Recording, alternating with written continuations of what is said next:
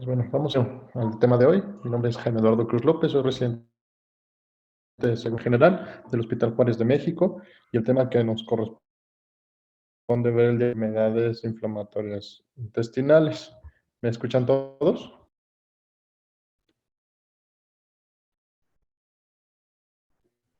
¿Sí me escuchan? Yo sí lo escucho, doctor. Sí, doctor, yo se escucha bien. Todo muy bien. Sí se escucha. Comencemos. Los objetivos de la sesión va a conocer los conceptos básicos de la enfermedad inflamatoria intestinal. Vamos a comprensiones clínicas de estas enfermedades que agrupan. Sabremos las herramientas con las cuales contamos para hacer un abordaje. Comprenderemos también la forma en la que tenemos que diagnosticar y clasificar también las posibilidades terapéuticas que les vamos a ofrecer a nuestros pacientes a presentar pues esta enfermedad. Que la colitis ulcerosa ocurre de entre 8 a 15 personas por cada en Estados Unidos y el norte de Europa. También vamos a ver que pues se estudia por localización geográfica, es decir, que en Asia, África y Sudamérica es más baja que con respecto a Estados Unidos y norte de Europa. También vamos a ver que la frecuencia de la colitis ulcerosa llega al máximo durante la tercera década de la vida y vuelve a tener un repunte en la séptima década de la vida. En cuanto a la incidencia de la enfermedad de Crohn, pues este es un poco de 1 a 5 personas llegan a padecer esta enfermedad de cada 100,000 habitantes. También hay que ver que en la enfermedad de Crohn, pues tengo dos picos o una incidencia bimodal. El primer pico pues ocurre en 30 años y el segundo en los 55 a 60 años. Es sumamente importante comentar que en el 15% de enfermedad intestinal inflamatoria es difícil poder llegar a una colitis ulcerosa versus una enfermedad o una colitis por... Ahora sí que lo que se determina pues es una determinada cuando es difícil del diagnóstico de tal cual. Justamente pues, tratar de describir las enfermedades intestinales, discernir entre una y otra. En cuanto a la han propuesto muchas causas distintas para la enfermedad intestinal inflamatoria, pero pues todo a ciencia cierta. Vamos a ver que se menciona que hay un antecedente familiar que puede ser importante porque dentro del 10% de los pacientes con enfermedad intestinal inflamatoria comenta que algún miembro ya padecía la misma enfermedad. También en otras teoría con respecto a esta entidad, pues que existe un mecanismo autoinmunitario y lo cual lleva un defecto del sistema inmunitario intestinal o suceden ambas. También se ha sugerido que existe una barrera de la mucosa intestinal que incrementa la exposición a bacterias, toxinas u otras proinflamatorias e intraluminales, pero pues todavía no hay pruebas que tienen ahora sí que todas estas sean comprobadas que sean las causas inflamatorias intestinales. Justamente, pues no hay pruebas claras que relacionen un trastorno con las enfermedades intestinales, pero sí existe una similitud en cuanto a acciones extraintestinales con los trastornos reumatológicos, que más adelante a ir viendo las manifestaciones extraintestinales que se presentan en la historia clínica de esta enfermedad. Vamos a ver justamente como se mencionó previamente, la colitis tiene muchas similitudes anatomopatológicas y clínicas y justamente en el 85% de los casos es posible diferenciar estos trastornos, pero como se mencionó, pues, la colitis indeterminada, no sé, recordar cuál es la colitis indeterminada.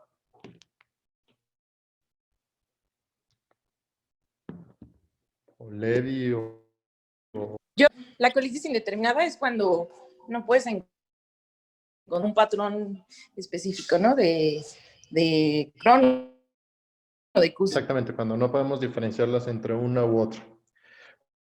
Vamos a ver, la colitis ulcerosa es un proceso mucoso en el cual las células se infiltran, ahora sí que de la mucosa y su mucosa del colon, y esta mucosa puede picar y con frecuencia llega a presentar abscesos en las criptas. Justamente cuando es una colitis de larga evolución, esta puede aparentar ser reducido y la mucosa se reemplaza por cicatrices, pero cuando la enfermedad de la mucosa del colon puede parecer completamente normal en cuanto a un estudio endoscópico, en un estudio microscópico. Justamente pues vamos a determinar que la colon puede afectar en distintas porciones el recto, que se considera proctitis, sigmoides, proctosigmoiditis, el recto y colon izquierdo, colitis del lado izquierdo, la totalidad del colon, que es pancolitis. ¿Alguna duda o comentario respecto a la charla hasta el momento?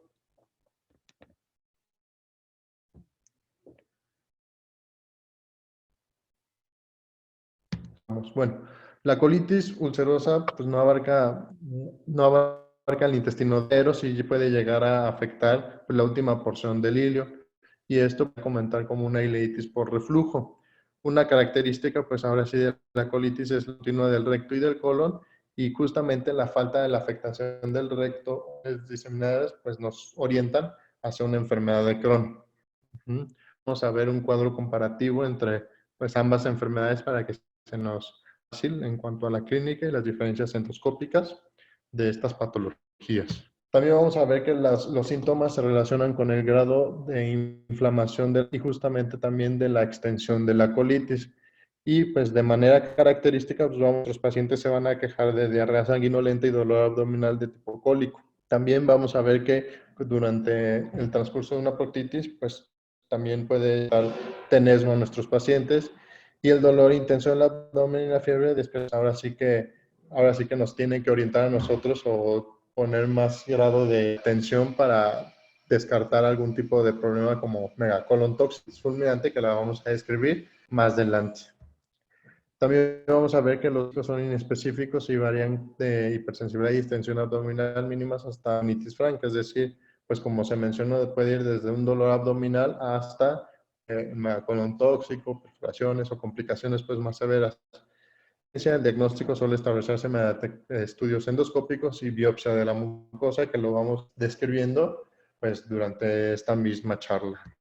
Vamos a ver que la enfermedad de Crohn, este es un proceso inflamatorio transmural que puede afectar parte del tubo digestivo, es decir, desde la boca hasta el ano. Entonces aquí vamos haciendo un recordatorio, pues vamos a ver que CUSI únicamente afecta el colon y recto, y pues acá el Crohn puede afectar pues a todo el tracto digestivo. Vamos a ver como característica pues que los hallazgos anatomopatológicos son ulceraciones de la mucosa y un infiltrado de células inflamatorias y granulosas, más no calcificantes. También vamos a ver que la inflamación crónica puede dar dado pues una fibrosis, una estenosis o múltiples fístulas. Pues recordando la clase que vimos de fístulas, pues mencionábamos de las idiopáticas o primarias, donde pues se forman ya de colon, bueno, sí de colon más bien dicho, pero que no están relacionadas a su quirúrgico, y este era la enfermedad de Crohn-Cusi, justamente la que tiende a fistulizar más en comparación con la otra. El aspecto endoscópico de la colitis por Crohn, enfermedad de Crohn, se caracteriza por úlceras serpiginosas profundas y de aspectos de guijarros. También vamos a ver que son comunes las anomalías de pero pues con un recto pues normal. En cuanto a las manifestaciones clínicas, Levi o Samantha, ¿me puede comentar alguna de las manifestaciones clínicas que pueden presentar nuestros pacientes con enfermedad intestinal? Pero hablando de Crohn, ¿no? En realidad las vamos a ir, pues sí, de Crohn primero. Bueno, pues es común que empiece como una enfermedad perianal, la enfermedad de Crohn. Y pues se pueden presentar igual lesiones desde la boca hasta el ano, como mencionaste. Hay manifestaciones intestinales que están asociadas a esta enfermedad, como son artritis, pioderma gangrenosa, eritema nodoso, que nos hace diferenciarlo entre un CUSI y un Crohn, ¿no? Y pues normalmente igual se presenta con diarrea acuosa y fétida, pero o sanguinolenta en algunos casos. Sí, como mencioné Esas son manifestaciones que se pueden presentar en estas patologías. Vamos a ver que pues ahora sí que los síntomas, como se mencionó previamente, del grado de inflamación, la tos, y también de la localización de inflamación en el tubo digestivo.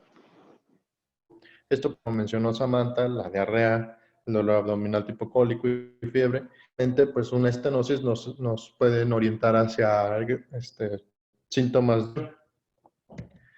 También vamos a ver que la diabetes, pues por lo mismo de la obstrucción o pérdida de proteínas, también vamos a ver que, como manta, la enfermedad de Crohn, pues puede presentarse de perianal, con dolor, tumefacción y drenaje de fístulas o abscesos, y también, pues como se mencionó previamente, que los datos estos de clínicos nos van a orientar hacia el sitio y la gravedad de la misma enfermedad. Vamos a ver, que sí lo mencionó previamente, que el 15% por clínica, vamos a ver que es también un cuanto más difícil determinar, digamos, a primera instancia entre o colitis ulcerosa, pero con todo el arsenal tal cual de las biopsias, pues vamos a determinar esta, pero a pesar de todas las herramientas, pues queda un 15% restante donde se tienen que catalogar como colitis indeterminada, perdón. Como manifestaciones extraintestinales, vamos a ver cómo es que se presentan, pues vamos a ver los sitios donde más repercusiones es en el hígado. Y justamente en pues vamos a ver que entre el 40 al 50 de los individuos presentan infiltración, grado, y de 2 al 5% llegan a presentar pues grados ya alteraciones en cuanto a la estructura hepática, cirrosis. Vamos a ver también que la esclerosante primaria es una anomalía progresiva que se caracteriza por estenosis de los conductos biliares y extrahepáticos, y justamente de entre el 40% de los sujetos con colangitis esclerosante, pues se ha visto una relatitis ulcerosa. También la pericolangitis intestinal inflamatoria puede diagnosticarse, pues estas con biopsias hepáticas. El carcinoma de los conductos biliares es una complicación rara de la enfermedad inflamatoria de una larga evolución, y justamente pues aquí vamos a determinar que si llegan a presentar carcinoma de los conductos biliares regularmente son de enfermedad inflamatoria, y en promedio pues vamos a ver que es 20 años más jóvenes que los que regularmente presentan el carcinoma de conductos biliares sin la enfermedad inflamatoria. También, como mencionó, dentro de las manifestaciones extraintestinales, vamos a ver que se ha visto que tiene una relación con estas enfermedades, y es una manifestación extracolónica común de una enfermedad intestinal inflamatoria, y justamente la incidencia es de 20 en la población en general. También vamos a ver que con el tratamiento de la enfermedad del colon, pues la artritis mejora, y justamente vamos a la colitis y la espondilitis anquilosante se vinculan con la enfermedad inflamatoria, aunque no se comprende aún todavía pues bien la relación entre una u otra. Vamos a ver también entre el 5 y el 15% de los individuos con enfermedad intestinal inflamatoria se observa mano nodoso, y con frecuencia coincide con la actividad clínica del PDC. La afectación pues tiene una desviación hacia las 4 veces mayor en cuanto a más común en mujeres, y el pedioma granuloso, perdón, es un padecimiento raro, pero pues que se llega a presentar con la enfermedad inflamatoria intestinal, y pues es una lesión eritemosvascular en la región pretibial de la pierna, y en ocasiones estar cerca de algún estoma, y estas llegan a progresar y se ulceran, ocasionando una herida necrótica y dolorosa. En cuanto a como manifestación extraintestinal, pues vamos a ver que hasta el 10% con esta enfermedad intestinal inflamatoria muestra lesiones oculares, entre ellas pues uveitis, iritis y conjuntivitis, y por lo general se desarrollan durante la enfermedad inflamatoria. Pues como en cuanto a lo musculoesquelético, vamos a ver que los pacientes pueden llegar a presentar dedos en trajes, En cuanto a lo mucocutáneo, pues el lipedema ganglionoso es más frecuente la enfermedad de Crohn. En cuanto a lo ocular, pues episcleritis, hepatobilitis, y esto es más frecuente en, digamos, dos veces no tienen pues mayor probabilidad de presentar esta colelitiasis en enfermedad de Crohn que en los pacientes que no tienen esta enfermedad.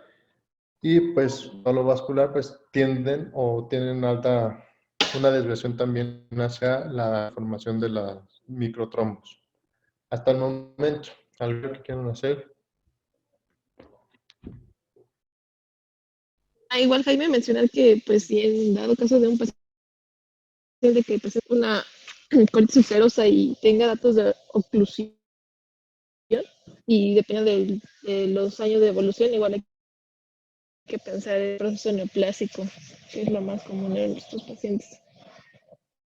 Sí, vamos a pensar, bueno, vamos a hablar sobre la relación con lo rectal y de la enfermedad inflamatoria intestinal. Acá venimos a dejar, no sé si alguno de los presentes, Walter, ¿me puedes ayudar a leerlo o a interpretarlo? Esta es una forma de discernir la clínica del Crohn y pues del CUSI. Sí, doctor. La rectorragia vemos que es más constante, más en CUSI, y en Crohn puede ser variable. Las masas abdominales palpables son más características de Crohn, a diferencia de que no se encuentran.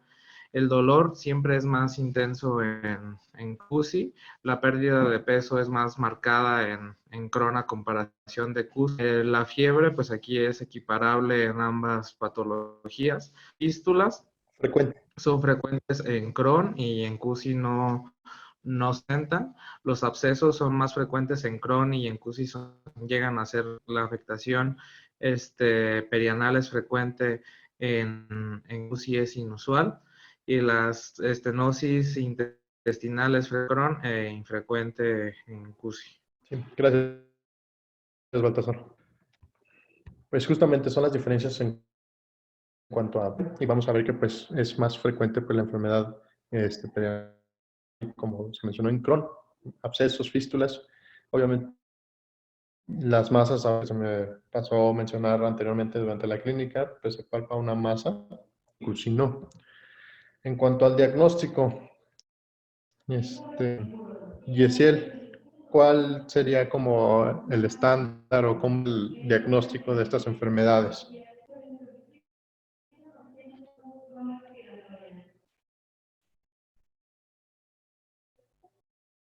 ¿O algún R1 que quiera participar? O R2? ¿Algún estudio histopatológico, doctor? Sí, claro. Siempre es por estudio histológico que vamos pues el diagnóstico de estas patologías. Bueno, o herramientas que tenemos para el diagnóstico, pues vamos a ver estudios endoscópicos, y una característica, pues las úlceras. Vamos a ver que, por ejemplo, vamos a ver que hay úlceras pues de 3 milímetros que son redondeadas con de eritema, y justamente en ilio vamos a agregar pues inferiores en el colon, pues, erosión central. Justamente como el hallazgo característico de la enfermedad de Crohn, pues vamos a ver que son los granulomas, son altamente característicos de Crohn, y vamos a ver que del 15 pues tienen una prevalencia en cuanto a la exploración endoscópica, y en cualquier, así que se pueden presentar en cualquier localización de las capas intestinales, y existe una leve necrosis central, pero el cultivo va a salir, pues para esto si se toma algún tipo de toma de cultivo, tal cual. En cuanto a las fístulas, en estas vamos a ver que pues, las manifestaciones son tisular, penetración hacia los tejidos adyacentes, fístula perianal del 35%, y vamos a ver que existen como múltiples trayectos que pueden ocasionar la enfermedad de Crohn. Puede causar fístulas enterocolónicas, coloduodenales, cologástricas, y esta pues nos va a presentar paciente con vómitos fecaloides, fístulas vaginales, y colovesicales. Los abscesos, pues vamos a ver que una porción en la vida de un paciente con enfermedad de Crohn pues va a presentar algún, y estos pues pueden presentarse por perforación y formación de abscesos en sitio de hemosis. En cuanto a la estenosis que mencionábamos también, pues vamos a ver que es regularmente una inflamación de larga evolución que haya estado activa, recurrencia en cuanto a la anastomosis y causar una obstrucción intestinal, y pues también puede ser cuando estamos sospechando de enfermedad y que ya sean, ahora sí que sospechar de la estenosis. Pues vamos a ver que vamos justamente, vamos a tener un cuanto de imagen para poder determinar.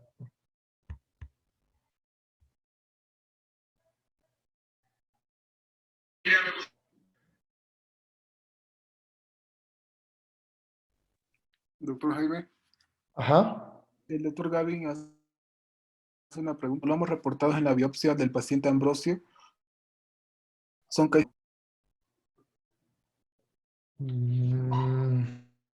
Híjole, no recuerdo.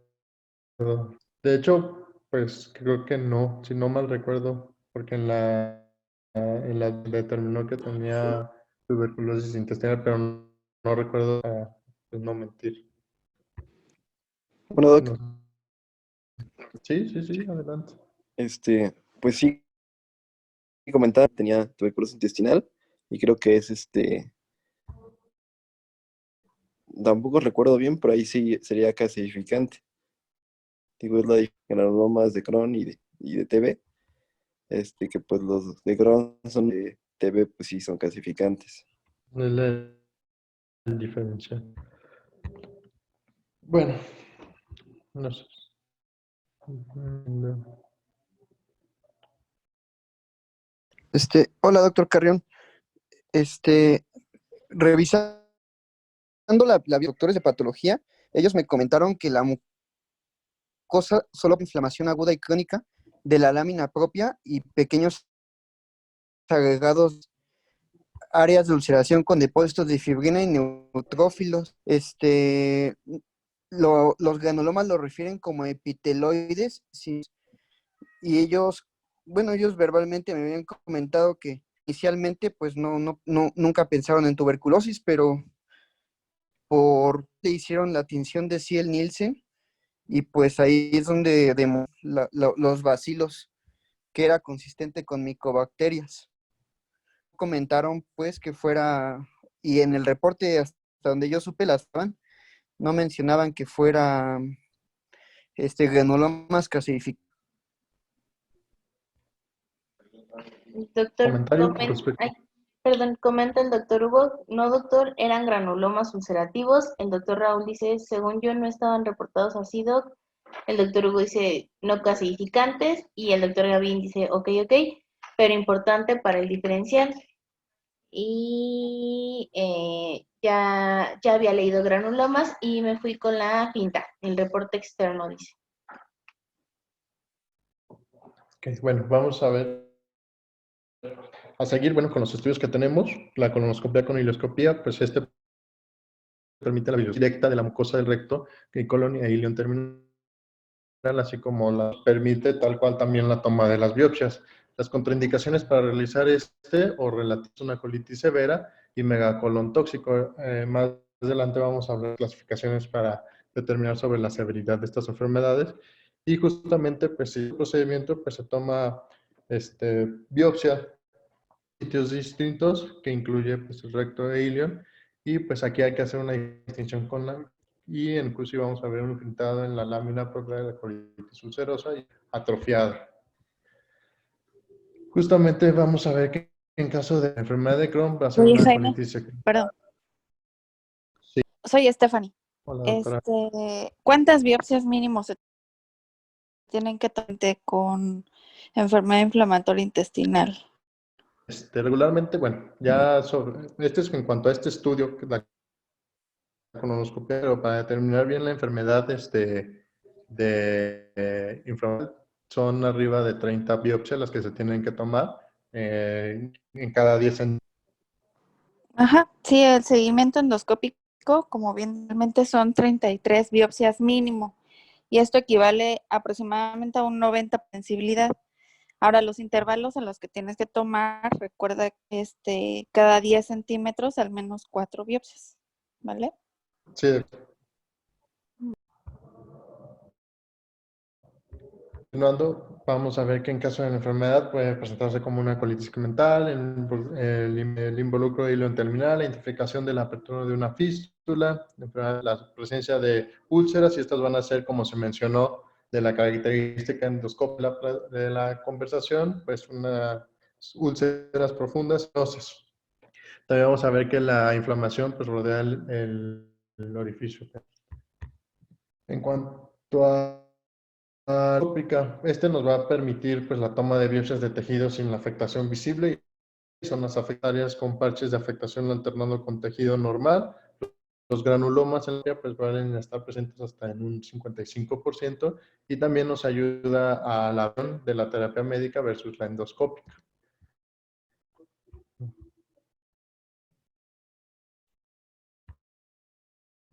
Bueno, El doctor Raúl comenta que hoy platicó con el doctor de gastro de los residentes de Endosco y que le comentaba el doctor que antes de iniciar el tratamiento para Crohn se debe detectar infección por TB, no solo intestinal, incluso pulmonar, y en caso de encontrarse presente se debe tratar la TB antes siempre que sea posible, ya que iniciar el tratamiento para Crohn en un paciente con TB puede empeorar al paciente.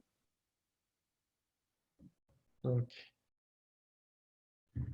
Esta clasificación es la clasificación de Montreal para Crohn. ¿Le ayudo, doctora, a leerlo? Si quieres, sí. Gracias. El diagnóstico sería A1 si tiene menos de 16 años, A2 30 años y A3 mayor a 40 años. De acuerdo a la localización de la L1 ileal, L2 colónica, L3 y L4 afectación alta. De acuerdo al comportamiento, si es B1 penetrante y no estenosante, B2 estenosante y B3 penetrante. Y de acuerdo a la existencia de la enfermedad perianal, se añade una P a cualquier si hay una enfermedad perineal presente. Así es.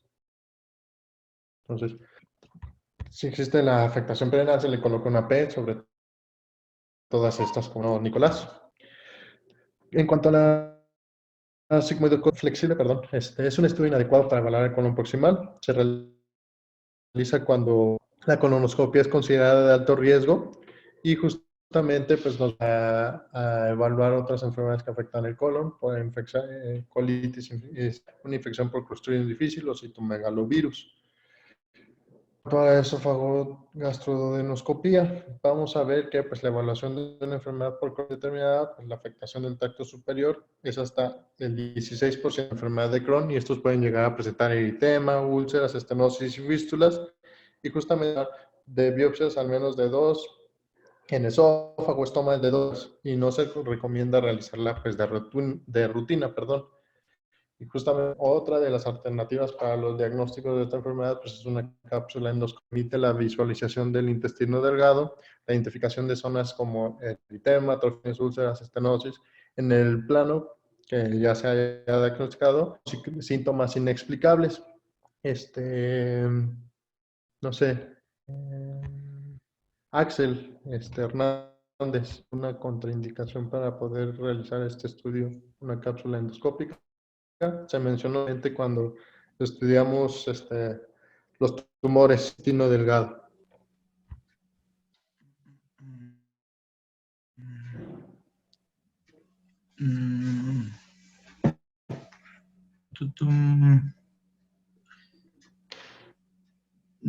¿Qué el pesado, doctor?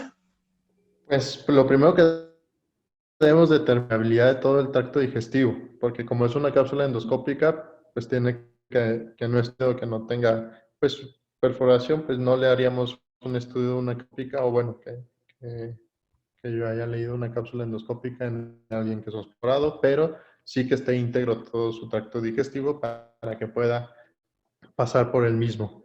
¿De acuerdo?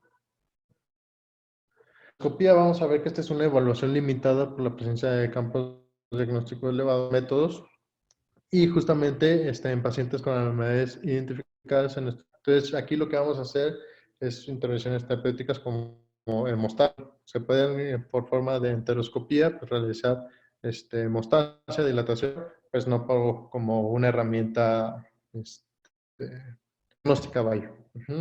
Y en cuanto a pues, estudios, pues el ultrasonido endoscópico puede evaluar la actividad de enfermedad. La realidad es de que, bueno, yo desconozco cómo interpretar un ultrasonido endoscópico, pero la bibliografía a evaluar la enfermedad también nos ayuda a establecer el diagnóstico de la enfermedad perineal en enfermedad de Crohn, y justamente en comparación con una resonancia vamos a ver que tiene el 87 a 97%, 91% en cuanto a efectividad.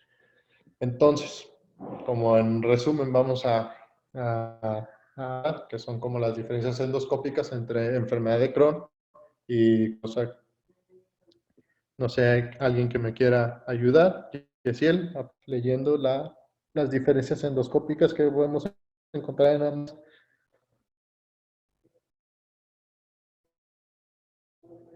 Bien, de los participantes de la reunión. Yo te Yo, ayudo. Jaime. ¿Quién va a ayudar? ¿Jaime? Soy Vania. Quien guste. Yo. Déjeme. Bueno, las damas primero, sí. Hay que ser cabrón. Adelante, Vania. Bueno, gracias, doctor. Bueno, dice que la enfermedad de Crohn presenta la hiperemia mucosa, va a ser difusa. En cuanto a la superficie mucosa, en la enfermedad de Crohn se va a encontrar nodular y polipoide, y en el CUSI va a ser granular y fina. Las úlceras en la enfermedad se presentan, sus características que son en sacabocados, y en CUSI van a presentar en casos graves. El 50% de los pacientes tienen afectación renal, en cambio en pacientes con CUSI casi todos hasta un 95%. Enfermedad de Crohn, la distribución de las lesiones son discontinuas, el QSI es continua. La estrechez de la luz en la enfermedad de Crohn es frecuente porque se complica con estenosis, y en el QSI es infrecuente. La afectación del hilo terminal igual es frecuente en Crohn y solamente un 10% de los pacientes presentan. Y en cuanto a los pseudopólipos, se presentan más con QSI que en pacientes con... Gracias, Vane. ¿Algo con respecto a estas enfermedades o algo que todavía es un comentario que quieran realizar? Bueno, continuamos. Esta apps, doctor Guerrero, no sé si me quiere ayudar con el intro y para que nos ayuda. Sí, pues es para hacer el diagnóstico, ¿no? Y estas son las puntuaciones que te dice, pues se supone, pues se supone que es menor de 11, pues es significativo. Aquí dice que hay dependiendo de estas características, vas a darle, va a ser 1, 2 y 3 puntos. En la puntuación, número de posiciones al día, si es menor a 4 va a ser 1 punto, si son de 4 a 6, y si tiene pues ya episodios diarreicos mayor a 6 van a ser 3 puntos. Si hay sangres, si no hay, pues es 1 punto. Si hay, pues son, y si tiene 3 cruces en las heces, pues son 3 puntos. La frecuencia que tomar en cuenta, si es menor a 80, 1 punto, si es de 80 a 100 son 2 puntos, y mayor a 100 son 3 puntos. La temperatura igual, menor a 37, 38, y si tiene fiebre, pues igual 3 puntos. La hemoglobina, si debe ser normalmente si está normal todo, le va a dar 1 punto, que sería hemoglobina mayor a 12, 2 puntos si son de 10 a 12 y 3 puntos. El volumen de sedimentación globular, pues si es menor de 15 es 1 punto, de 2 puntos, y mayor de 30 son 3 puntos.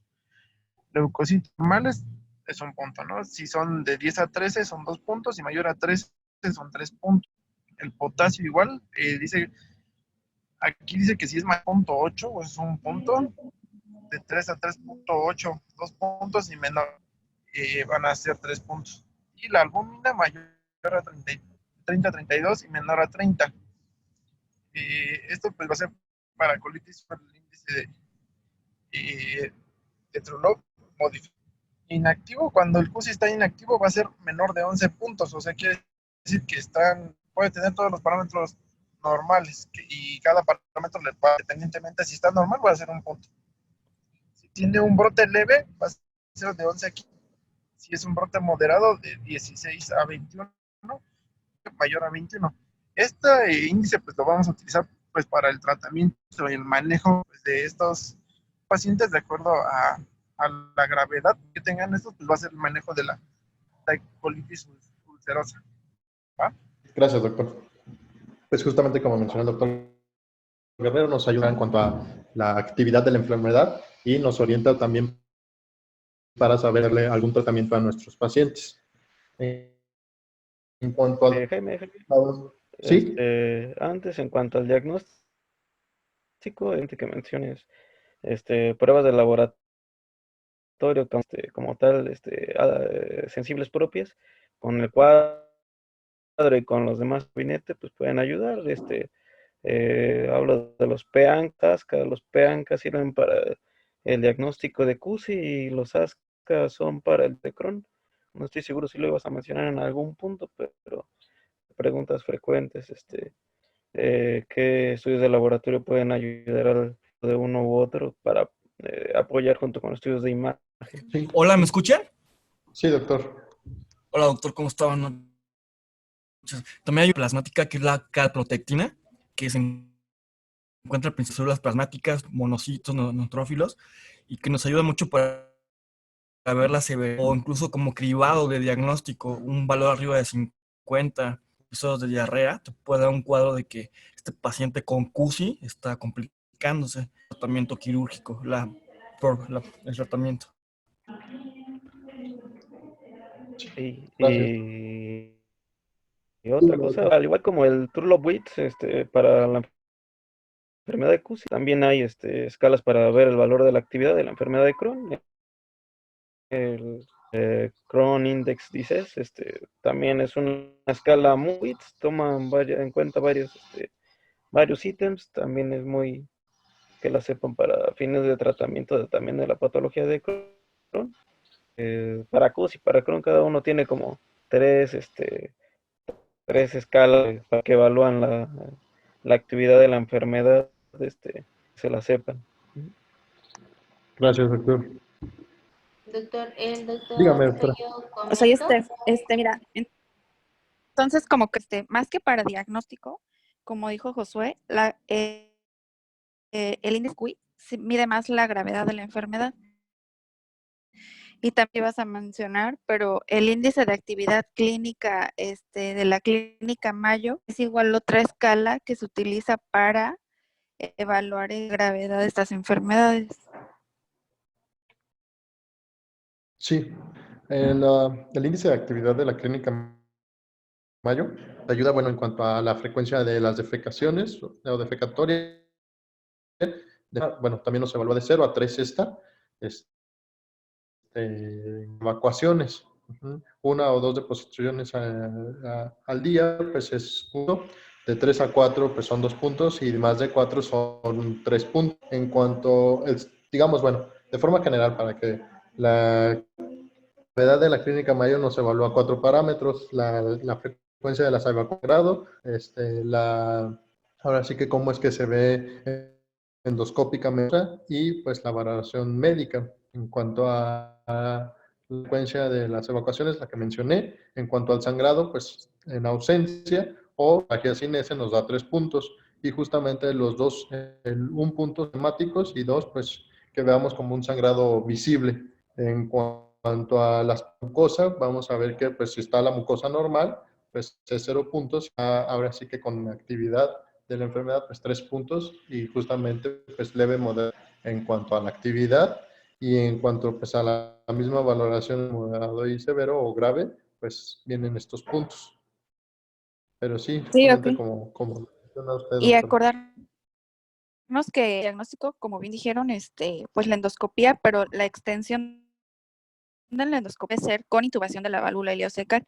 En cambio, si tú pasas, por ejemplo, actividad grave de CUSI, perdón, solamente hacerle pues una rectosigmoidoscopía flexible y toma de biopsia, o que se vaya a complicar con alguna perforación, etcétera. ¿Ok? Eso. Bueno, continuando, hay tratamiento pues no quirúrgico y quirúrgico. Los objetivos del no quirúrgico son justamente, bueno, los determinados por las clasificaciones mencionadas. En cuanto a la gravedad, podemos ofrecer un tratamiento no quirúrgico a nuestros pacientes cuando es un brote leve. Entonces, la inflamación y aliviar los síntomas. Y como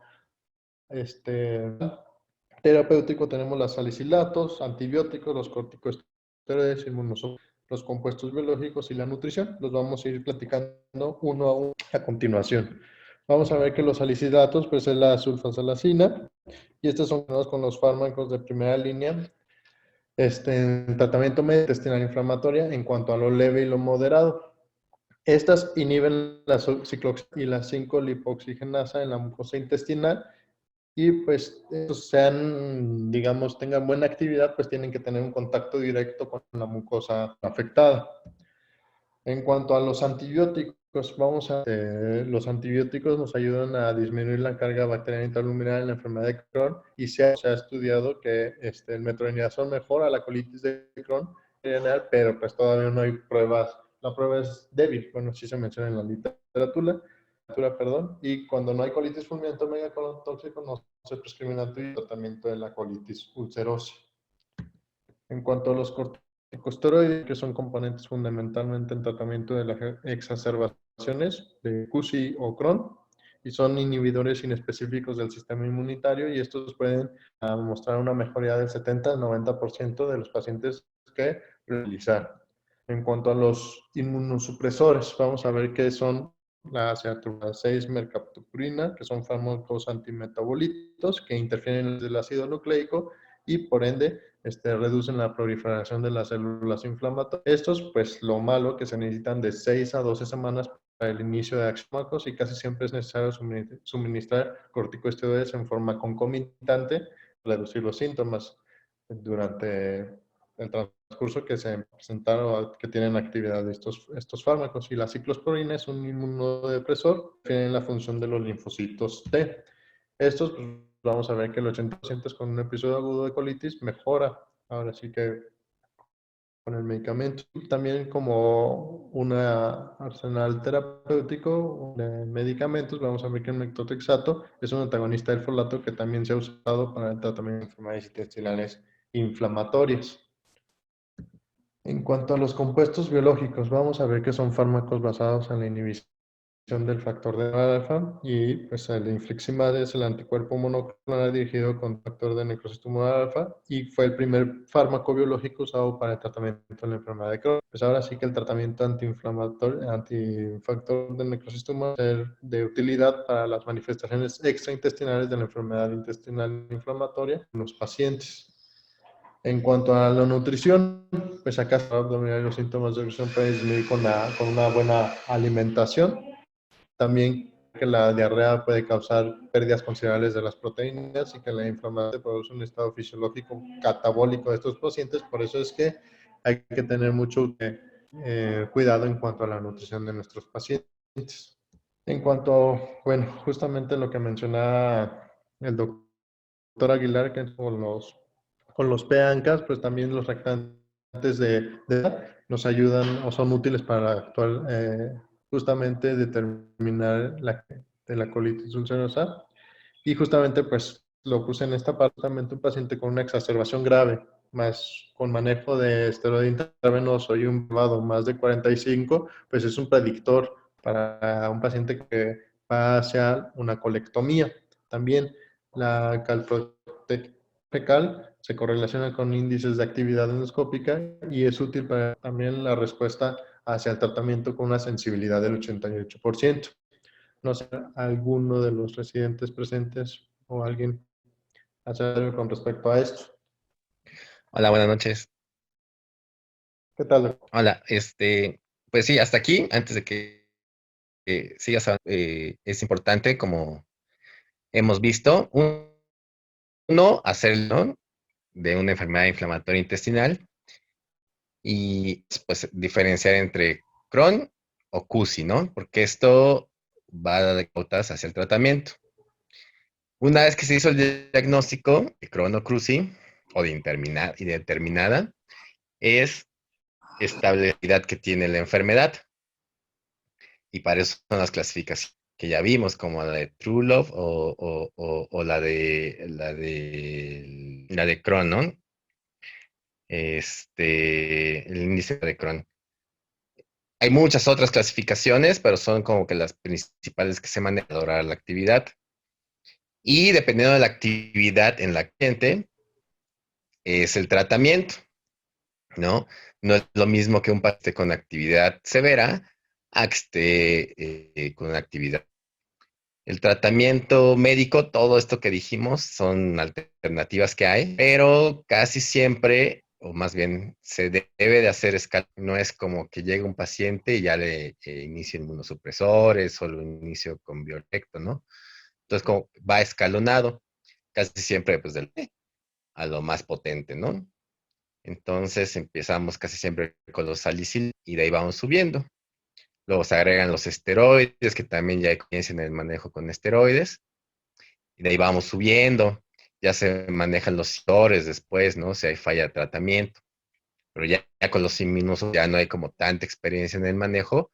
Y pues se presentan, pues también tienen sus versus estos medicamentos. Entonces hay que tener cierta experiencia manejándolos y vigilando, ¿no? Todos los efectos adversos que pudieran tener. Finalmente, los biológicos, que ya no es el infliximab, ¿no? Sino hay muchos otros que ya han venido a apoyar al tratamiento.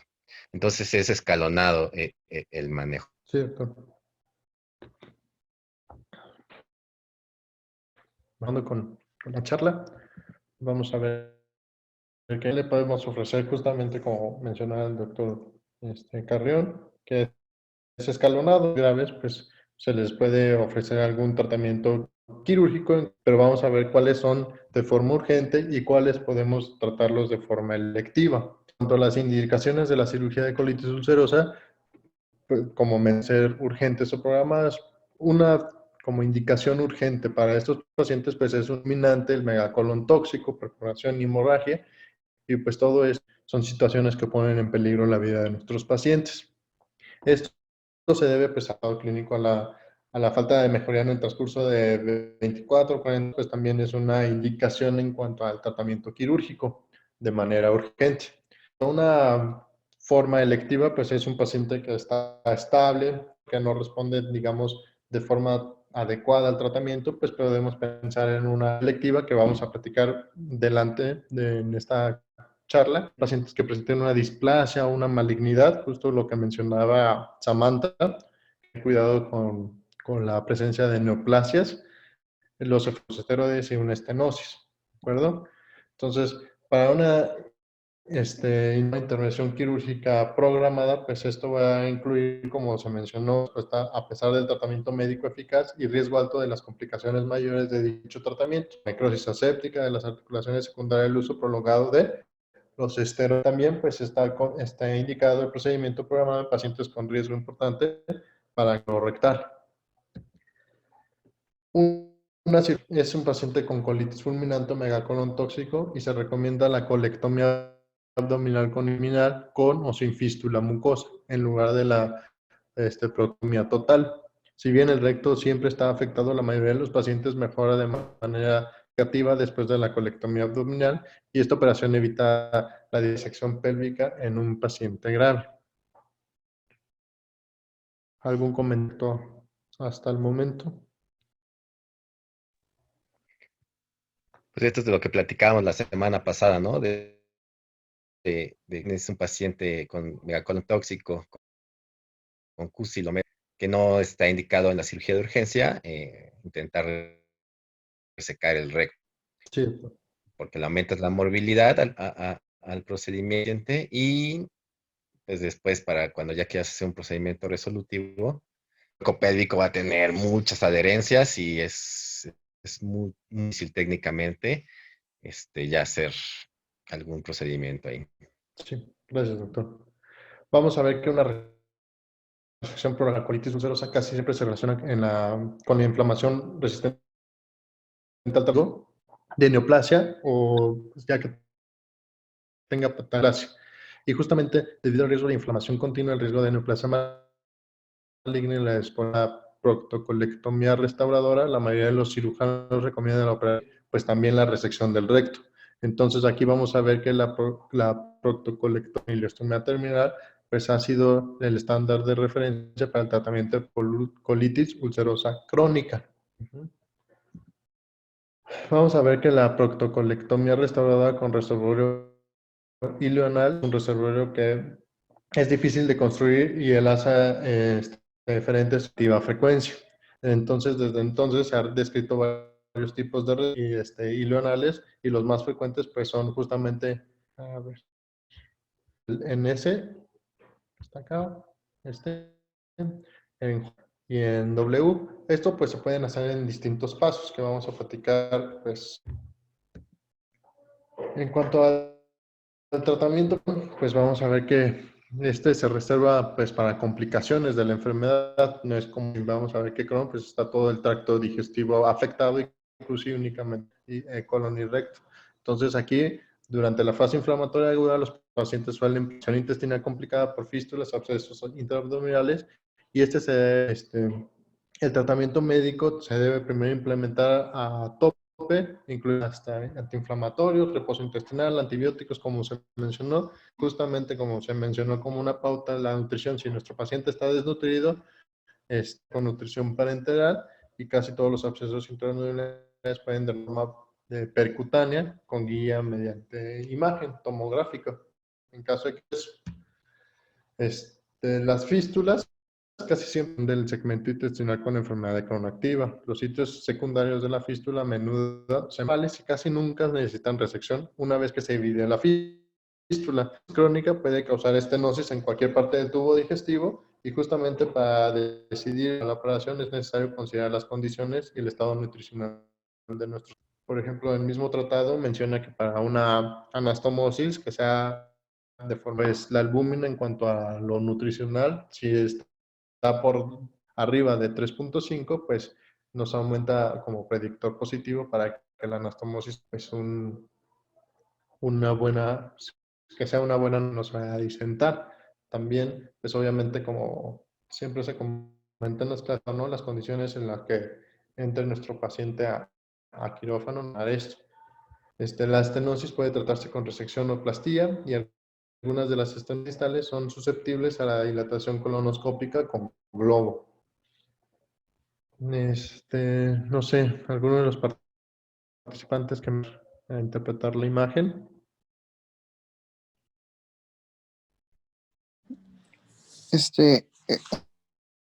En este caso es el tratamiento para una estenosis.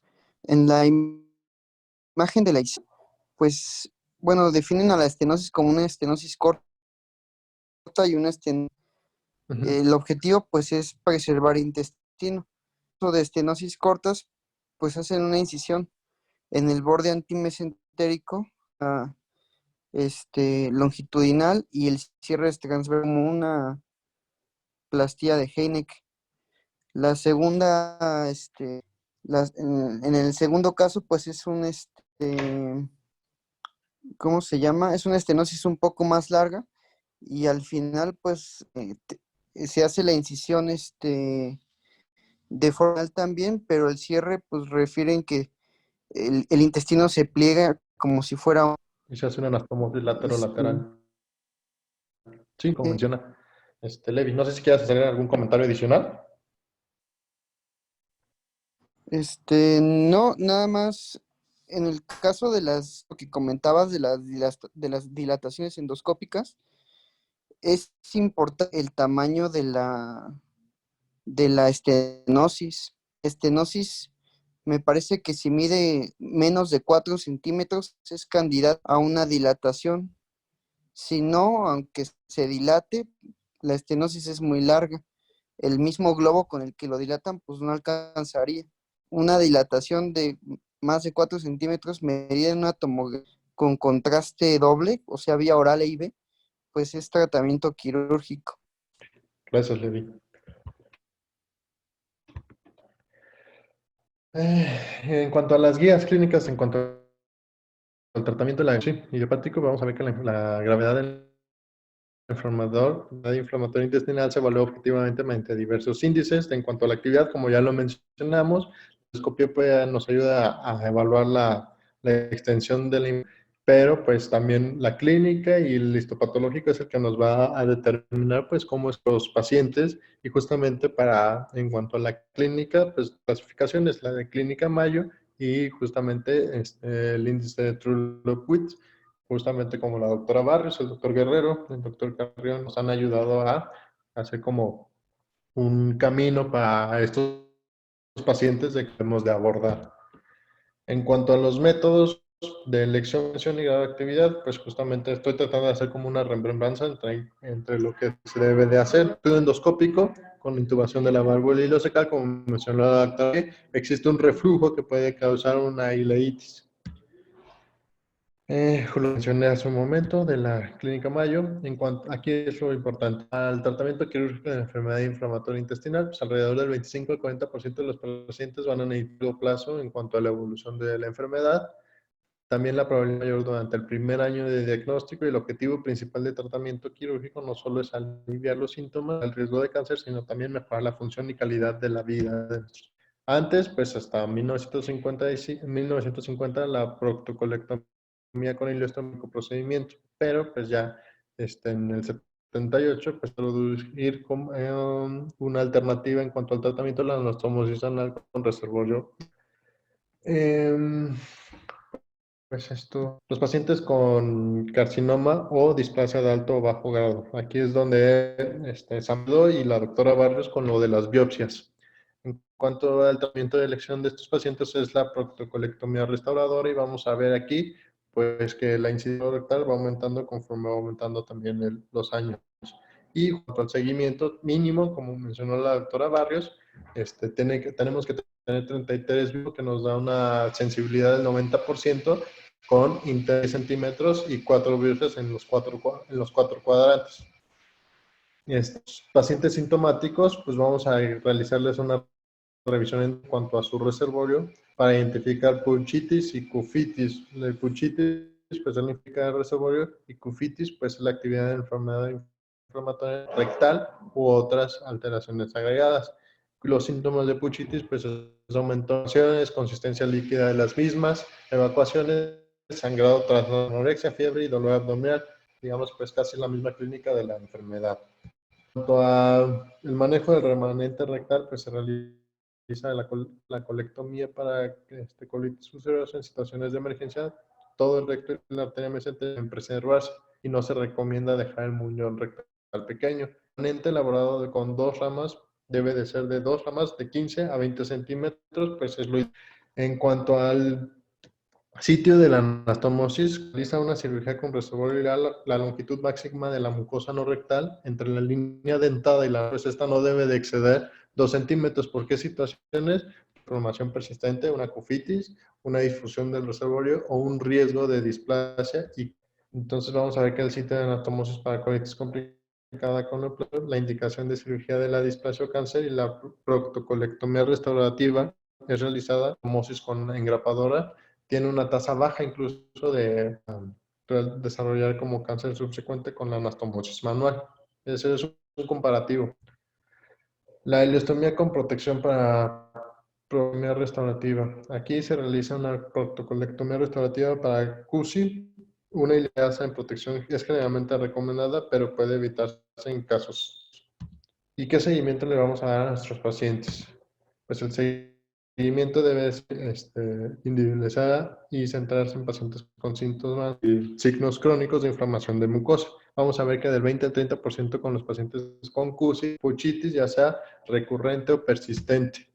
Entonces, les podemos realizar de seguimiento una endoscopia de reservorio ileal. Aquí vamos a ver, pues, justamente como previamente, una identificación de puchitis en el 50% del seguimiento, y justamente se hace una evaluación endoscópica e histológica. También se puede hacer la gastroscopía, la identificación de eritema, edema, granulomas, sangrado, erosiones y úlceras. Y vamos a ver que justamente en la enfermedad de Crohn, pues puede exceder más de 10 centímetros de lasa aferente.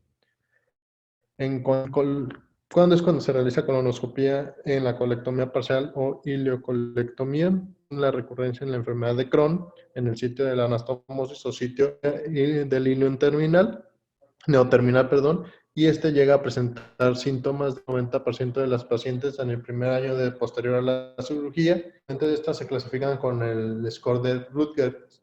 Pues lo vamos a ver en la siguiente. Se considera en el estudio de 6 a 12 meses posterior a la cirugía y nos ayuda a estadificación de riesgo en relación de la terapia médica para evitar recurrencias.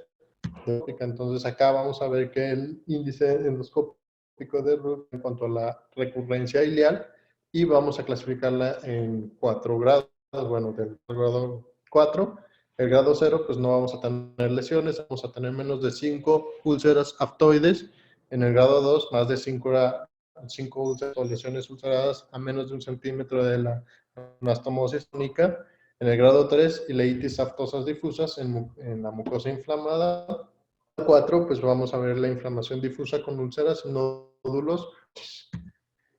La detección y vigilancia de cáncer colorectal. Vamos a ver que los pacientes de más de 1/3 del colon tienen un riesgo incrementado para el cáncer colorectal y se recomienda la cirugía en lesiones no reseclables por endoscopía o en grado con múltiples lesiones de bajo grado. Aquí vamos a iniciar evaluaciones a los 8 o 10 años después del inicio de los síntomas e iniciar antes en caso que los pacientes hayan presentado colangitis esclerosante primaria o historia familiar de cáncer. Entonces ahí en ese momento hay que realizar cada 1 a 3 años en caso de pacientes con alto riesgo, que son los en enfermedad de extensa activa, que da una displasia pélvica o estenosis, justamente como mencioné, una colangitis esclerosante primaria, ya de cáncer colorectal antes de los 50 años. Hay identificación de lesiones en cuanto a estudios endoscópicos, pues se recomienda que se retiren. En cuanto a del reservorio, pues no existen datos suficientes para dar recomendaciones sobre la supervivencia del reservorio con respecto a los dos. Sin embargo, pues en pacientes con alto riesgo, es decir, con diabetes previa, debe vigilarse continuamente. En cuanto a la con proctocolectomía restaurativa, pues vamos a ver que en las mujeres productivas, pues las alternativas quirúrgicas son la colectomía subtotal con ileostomía permanente o rectoanastomosis por el riesgo de infertilidad de la anastomosis anal con resonancia. La cirugía y medicación, pues vamos a ver que si de forma prequirúrgica por prednisolona, 20 miligramos diarios o 6 semanas es un factor de riesgo para complicaciones quirúrgicas. Y justamente como se menciona, la instrucción del reservorio puede ser en 4 etapas, 1, 2, 3 etapas. La primera etapa es adecuada cuando el paciente está en un estado general bueno, esteroides, escasa pérdida de sangre, pues se puede realizar el reservorio. Etapas cuando hay menor riesgo de infecciones asociadas a fuga y el riesgo de fuga, pues el %. Y la tercera, pues cuando el paciente está sumamente comprometido, más la calidad de los tejidos, entonces hay que hacerlo en 3 etapas. Conclusiones de la plática. Vamos a ver que la colitis crónica es una variedad de la enfermedad inflamatoria intestinal que afecta a la capa mucosa del colon, a diferencia de Crohn, que es una enfermedad transmural. El síntoma principal del mucosanguinolenta y se relaciona con tener urgencia, y estas enfermedades se diagnostican de forma de histopatología. Las indicaciones absolutas para la cirugía de CUSI son hemorragia masiva, obstrucción, perforación, evidencia de sospecha de cáncer, y en Crohn el hilio se encuentra casi afectado en el 90% de las veces. Las complicaciones anorrectales más de Crohn pueden ser abscesos y fístulas anorrectales y la lesión en las fisuras anales. No sé si alguien quiera hacer algún comentario con Doctor, respecto a el la plática. doctor Carrión Ajá. hace una pregunta en el chat. Dice que les queda clara la diferencia entre cirugía de urgencia y la programada. Pues la cirugía de urgencias son como complicaciones, el megacolon tóxico, una ileitis fulminante, colitón, y en un paciente programado, pues es un paciente que da, pero es leve o moderada y no adecuada a pesar de que ya tiene dosis topes de medicamentos, entonces se le puede ofrecer una cirugía. Bueno, así es como yo lo entendí. Mira, Y la lo cirugía... que nos comentaba Ay. el doctor, igual es era lo de lo que si estás en una cirugía de urgencia, probablemente vas a ir por una colectomía subtotal para tener oportunidad de después trabajar hacia el hueco y pues que es técnicamente pues menos demandante que una proctocolectomía, por ejemplo, y que nos va a permitir que en un segundo tiempo pues el hueco pélvico no esté tan. En cambio, pues en una cirugía programada, pues a lo mejor sí puedes pensar, pues ahora sí, proctocolectomía total y pues incluso pues valorar pues ya después o ir programando pues tu reservorio.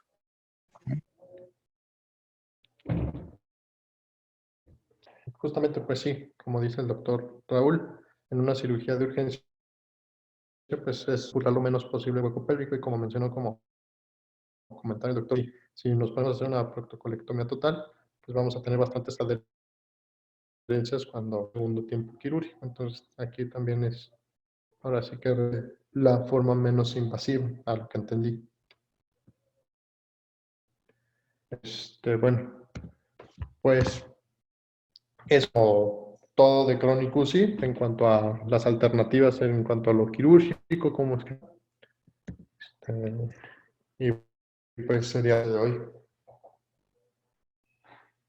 No sé si tengan algún comentario. Aquí terminaríamos nuestra sesión.